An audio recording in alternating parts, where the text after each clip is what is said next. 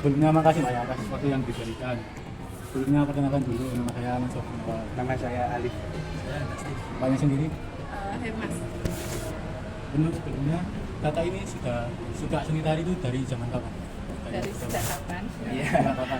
Kelas 2. Sebenarnya suka nari tuh dari kelas 2 SD sudah suka, terus didukung orang tua memberi fasilitas sanggar juga. Apakah pernah ke event? Ya, kalau event dari sanggar itu mungkin beberapa bulan sekali itu mengadakan event seperti panggung ekspresi. Jadi itu salah satu cara untuk memperkenalkan sanggar kita ke orang-orang luar gitu. Jadi biasanya tampilnya di pendopo sini atau di gedung Cak Durasi ini. Tapi kalau event-event setiap minggu itu biasanya kita di job sama dinas pariwisata kota atau provinsi untuk nyambut tamu-tamu gala dinner gitu. Kayak tahu kan Anda gimana? Ya. Terus untuk sekarang ini kan banyak kayak generasi muda ini kan agak males ya Kak, sama seni tari, lebih cenderung ke tarian-tarian modern yang FYP di TikTok gitu. Yeah. Untuk menurut kakak sendiri apa upaya yang bisa dilakukan untuk menyebarkan atau kayak mempromosikan tari tradisional ketimbang tari modern?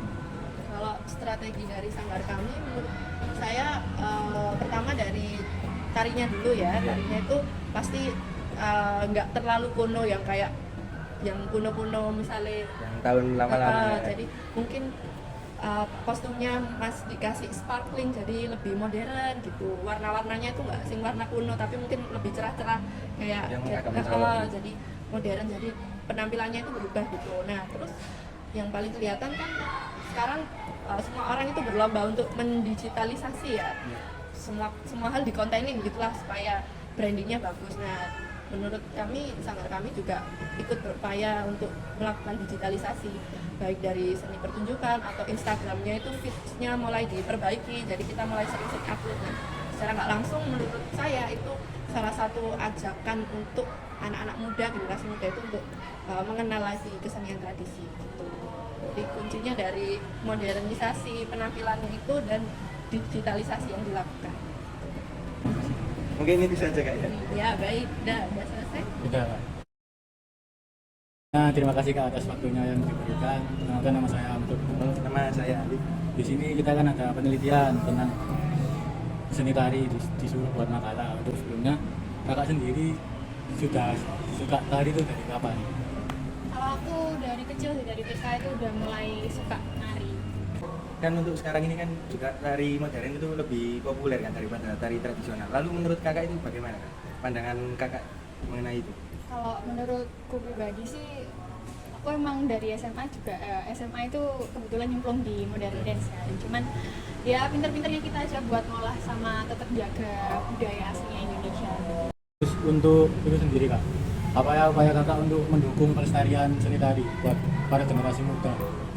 Kalau dari aku pribadi, salah satunya nari sih, karena emang dari nari itu kebetulan kampus kan juga cukup eksis ya anaknya. Jadi kayak dari nari itu banyak juga teman-teman yang akhirnya mulai kepo, kayak ini nari apa, gini-gini, terus sanggar tarinya gimana. Cuman ya jadi apa sih namanya, kayak door to door ke mereka gitu loh, secara nggak langsung buat kenalin ini loh, gini-gini. Atau enggak, kalau misalnya memang ada pertunjukan umum gitu, biasanya teman-temanku langsung kayak tak ajakin buat nonton, tak paksa buat nonton juga apa wes nonton aja, nanti juga suka ya apa outputnya juga mereka juga seneng sih lihat pertunjukan-pertunjukan itu.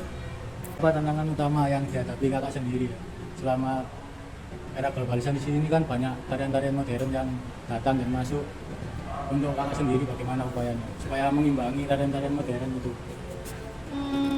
Kalau upayanya itu sih harus bisa bisa milah sih. Maksudnya kan kalau emang seni tari sekarang nggak cuma modern tari tradisional doang. Jadi kayak emang harus pintar-pintar buat menjaga dan maksudnya kayak ngebelah gitu loh, biar nggak nyampur atau merusak salah satunya. Karena emang kalau dari aku pribadi sangat-sangat menghargai kesenian apapun itu sih. Jadi emang seneng aja. Jadi ya harus tetap bisa milah kalau memang modern seperti ini, kalau tari tradisional seperti ini kayak gitu.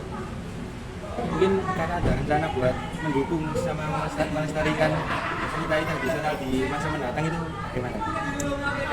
Dari aku pribadi sih tetap nari sih, bakal tetap nari terus sampai sambil kenali. ya, soalnya juga kebetulan dari apa adanya pentas-pentas ini kan pasti ada income Satu kan, orang, ya. ada income segala macam, itu kan juga cukup menguntungkan kan untuk kita yang sebagai mahasiswa kayak gini. Terus kedepannya ya mungkin sama-sama tetap kenalin ke teman-teman, terus barangkali kalau udah punya anak nanti anaknya di Ikut sini sama itu sangat juga. Lalu menurut kakak apakah sanggar tari Gito Maron ini pengaruh banget buat melestarikan tari tradisional tadi?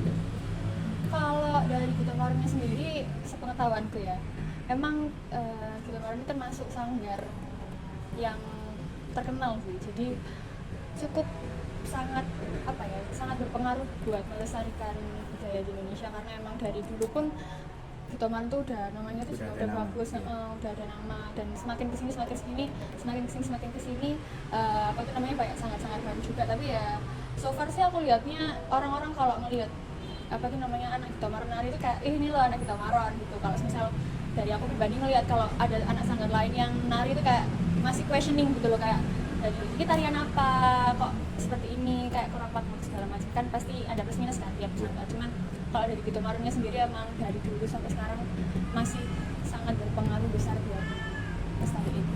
Untuk itu Kak, kan ada dampak positif sama negatif ya dari pelestarian seni tari di era globalisasi ini. Menurut kakak sendiri dampak positif negatifnya apa Kak? Kalau dampak positifnya mungkin Dari perkembangan teknologi?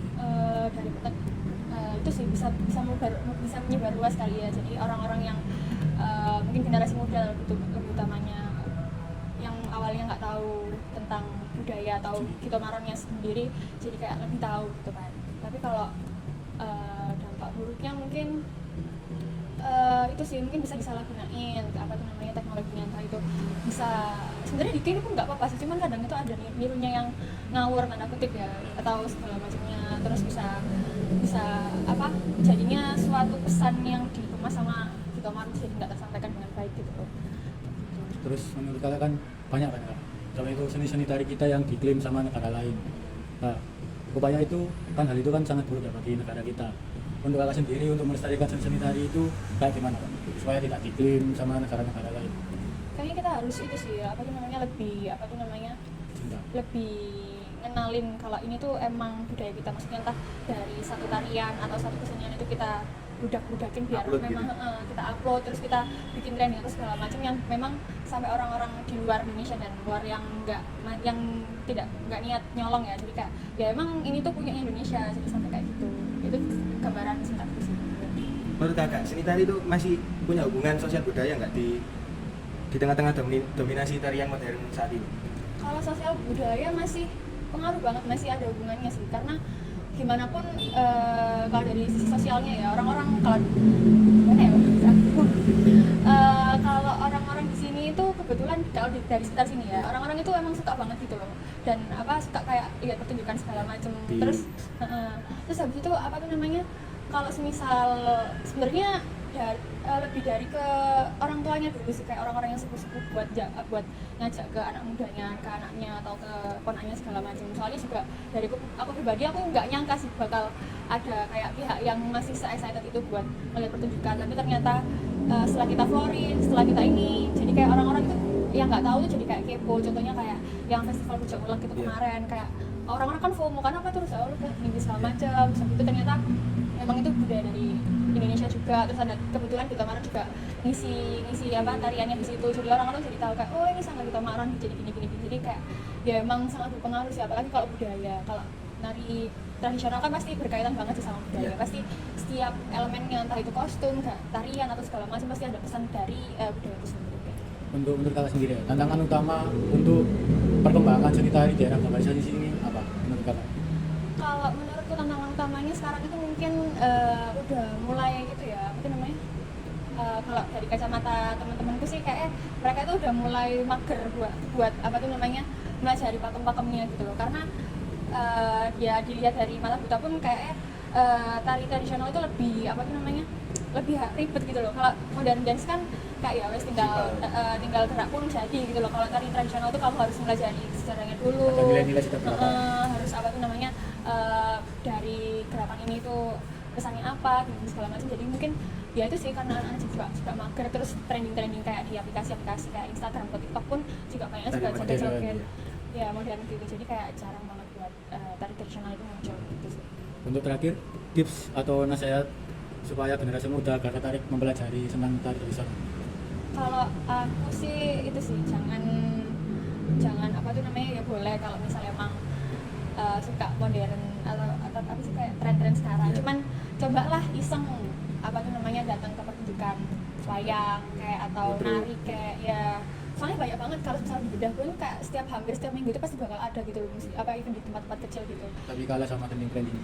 Coba lah apa tuh namanya kayak iseng-iseng aja, kayak misal ada poster ini coba ke Cak Durasim atau ke mana nanti, atau ke balai kota itu biasanya ada, coba iseng-iseng lihat aja, nanti juga pasti bakal ada pesan yang apa ya buat nyelutukin buat oh ini loh emang seapi ini gitu loh, jadi buat biar apa tuh namanya seneng, biar ikut ada biar ada sense of belongingnya di budaya Indonesia gitu loh. Gitu sih, ya. Makasih Kak atas waktunya.